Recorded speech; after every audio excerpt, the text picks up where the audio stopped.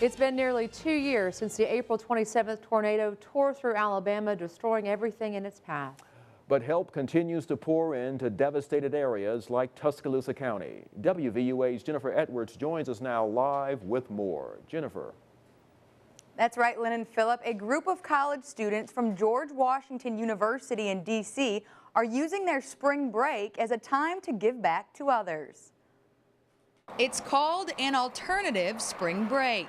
The program's great because it's student-led, and there's students that are freshmen to seniors, all different backgrounds, majors, cultures, and so it's really great. It's a way for people to come together and visit a new place and serve, learn about themselves and the culture that they're visiting. Group members say they chose Tuscaloosa County because of the college connection. We knew that 6 university students died in the tornado, regretfully, but we just felt this connection, this overwhelming connection that we needed to help. It's great to not only be doing the service, but also talking with the people that live here and finding out their story, which really helps us understand what people went through and are going through and how we can help and others can help moving forward. While here, the group is clearing debris. Group members say they're glad to be lending a hand almost 2 years later. It's kind of interesting to see how many places still have, there's still a lot of work that needs to be done. There's still houses with trees on it. There's a lot of construction that needs to be done. So I think it's good that people are coming down to help, but I think there's still a lot more. Everyone's so nice, and the way that everyone is acting after the tornado with all this sense of hope, it really just makes me want to be here and stay and help out, and I feel like a part of the community just being here a few days. In addition to clearing debris, the group also helped out at a local Head Start. But this week hasn't been all work. The college students got to tour Bryant-Denny Stadium and got to go to an Alabama baseball game. They will be working throughout Tuscaloosa County until Saturday. Phillip? All right, thanks, Jennifer. Now in other news, more than a week after it began, there's been an arrest in the case of a Brookwood police officer being hit by a four-wheeler and a suspect being shot.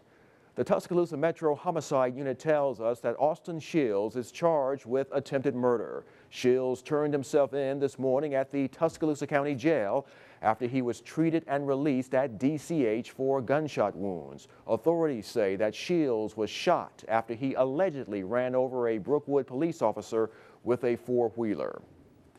If you're traveling in Birmingham, you may soon see road detours. The state is getting ready to repave some sections of Interstate 20. It's the section of road where Interstate 20 crosses I-459 and joins back with Interstate 59. State officials expect the road work to begin on April 8th, but that date could change if the weather doesn't stay clear. And this construction is expected to take 180 days to complete. Alabama Governor Robert Bentley has signed a bill into law giving tax credits to parents who send their children to private schools instead of failing public schools. The Alabama Supreme Court threw out a lower court order that kept the legislature from sending this bill to the governor. Bentley signed it this morning, saying the bill provides flexibility for schools in complying with state education laws and also gives choices to parents whose children are assigned to failing schools.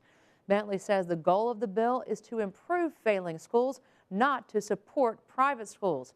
An attorney for the Alabama Education Association says it will challenge this new law in court. It's a new day, and the Catholic Church has a new pope. Pope Francis celebrated his first day as the head of the Catholic Church, celebrating Mass with the cardinals who elected him. The 76-year-old is the first pope from Latin America.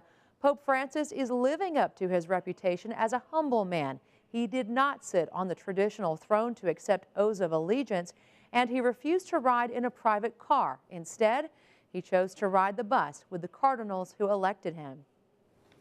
The word Francis, the choice of the name, has a lot to do with his internal desire to serve the church at that level of renewal, or refreshing, and of course, new beginnings. Pope Francis will be formally installed on March 19th.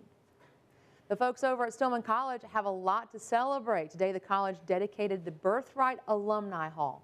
But it's more than just a building, it's a commemoration of their history. Birthright Alumni Hall is named after freed slaves Charles and Betty Birthright, The couple donated more than 500 acres of land plus monetary gifts.